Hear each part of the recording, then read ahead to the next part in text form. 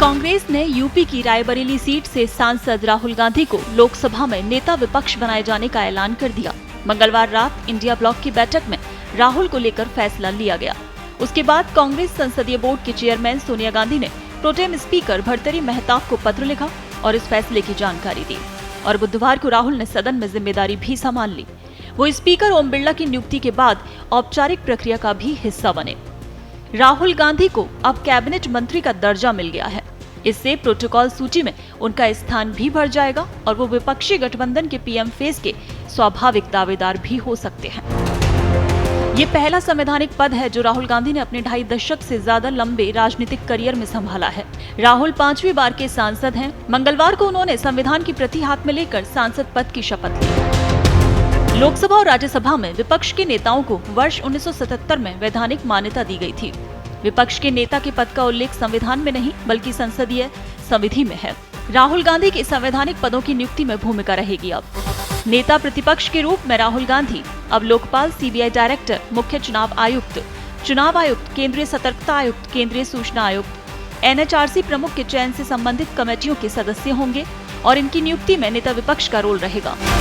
वो इन पैनल के बतौर सदस्य शामिल होंगे और इन सारी नियुक्तियों में राहुल नेता प्रतिपक्ष के तौर पर उसी टेबल पर बैठेंगे जहां प्रधानमंत्री और सदस्य बैठेंगे। इन नियुक्तियों से जुड़े फैसलों में प्रधानमंत्री को नेता प्रतिपक्ष के तौर पर राहुल गांधी से भी उनकी सहमति लेनी होगी।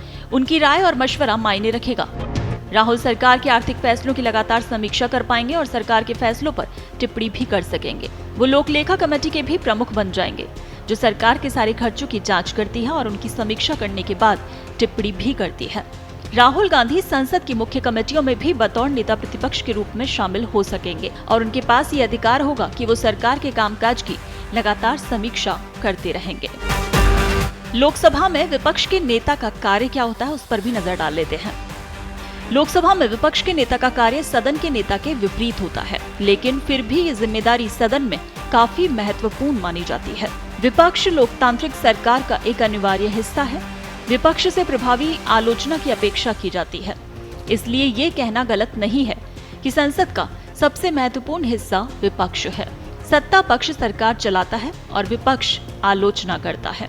इस प्रकार दोनों के कार्य और अधिकार हैं। सरकार और मंत्रियों पर हमले करना विपक्ष का कार्य है। एक काम ये भी है कि विपक्ष की तरफ से दोषपूर्ण प्रशासन पर सवाल किए जाएं और डटकर विरोध किया जाए। विपक्ष और सरकार समान रूप से सहमति से चलते हैं।